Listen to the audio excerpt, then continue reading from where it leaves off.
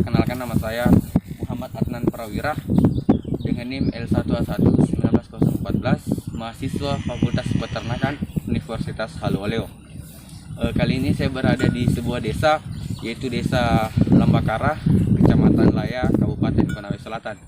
Di sini saya mencoba melakukan atau menjelaskan ciri-ciri dari sebuah fase estrus pada sapi yang akan melakukan atau birahi, yaitu pada sapi, salah satu sapi yang berada di belakang saya. Baik, mungkin langsung saja saya jelaskan tentang siklus estrus pada ternak sapi, yang dimana siklus ini berlangsung selama 18-21 hari dan terdapat 4 fase. Yang pertama itu fase pre-estrus, yaitu fase dimana dia baru mulai ke estrusnya. Yang kedua itu fase estrus, yang dimana puncak dari estrus atau birahi pada suatu ternak sapi. Dan yang ketiga itu fase dimana namanya mid estrus. Dan yang terakhir diet estrus. Baik, mungkin langsung saja saya jelaskan tentang siklus estrus pada sebuah ternak, ruminansia atau fase birahi pada ternak.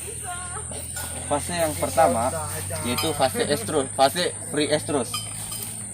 Sebelumnya pada ternak sapi normal, fase siklus estrusnya itu berlangsung selama 21 hari melalui 4 fase.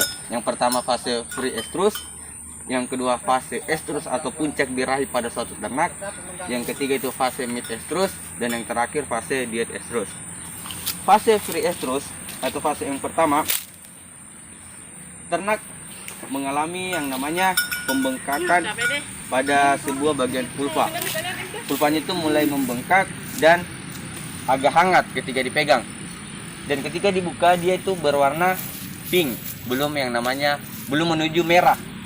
Karena kalau sudah berwarna merah, dia menandakan ciri-ciri pada suatu ternak itu puncak dari estrus pada suatu ternak.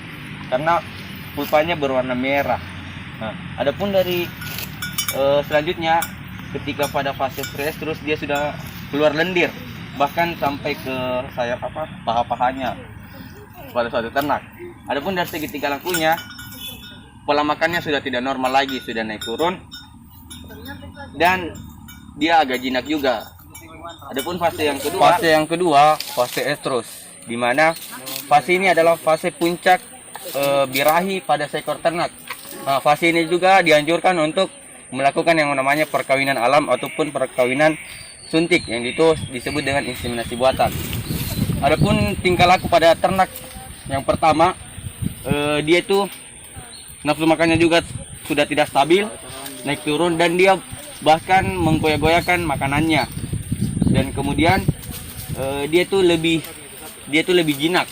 Bahkan ketika dinaiki pada ternak yang ada di sampingnya, dia itu tidak mengamuk lah atau tidak marah.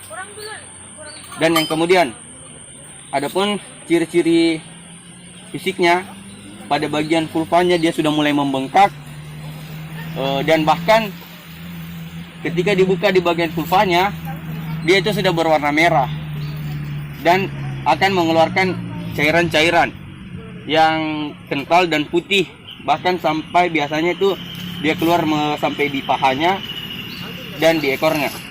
Itu fase estrus. Dia berlangsung selama 12 jam sampai 18 jam. Nah, disitulah disarankan untuk melakukan yang namanya perkawinan, baik itu alam maupun perkawinan buatan. Misalnya ketika dia fase puncaknya birahi suatu ternak itu jam 6 pagi, maksimalnya itu jam 6 sore sudah mulai dilakukan yang namanya perkawinan, baik itu alam maupun inseminasi buatan. Ketika sudah lewat itu, kecil kemungkinan terjadi yang namanya kegagalan. Besar kemungkinan terjadi kegagalan dalam proses perkawinan pada ternak. Nah, selanjutnya fase yang ketiga itu fase mid estrus. Fase ini keadaan di bagian vulvanya ini sudah mulai menurun, dan ketika dibuka dia sudah mulai kembali normal, itu berwarna pink, tidak lagi merah. Adapun tingkah lakunya dia sudah mulai seperti biasa. Namun di bagian selama 1-3 hari ketika sudah mengalami puncak estrus dan sudah mengalami yang namanya perkawinan, baik itu alam maupun buatan, dia itu akan mengeluarkan cairan, bahkan mengeluarkan darah. Itu disebut dengan mid estrus. Dia berlangsung selama 3-5 hari. Tapi biasanya kebanyakan ternak itu dari hasil penelitian itu dia sampai 3 hari. Nah itu. Adapun fase yang terakhir, fase mid estrus, fase di mana ternak itu kembali normal, baik makannya maupun keadaan di bagian alat reproduksinya. Mungkin itu sedikit penjelasan singkat tentang siklus estrus pada sapi yang mengalami atau disebut dengan birahi. Yaitu ada 4 fase. Fase pertama itu fase pre-estrus, fase yang kedua fase puncak atau fase estrus, dan yang ketiga itu fase mid-estrus, dan yang terakhir fase di-estrus. Ini saja yang dapat saya sampaikan. Mudah-mudahan teman dapat menangkap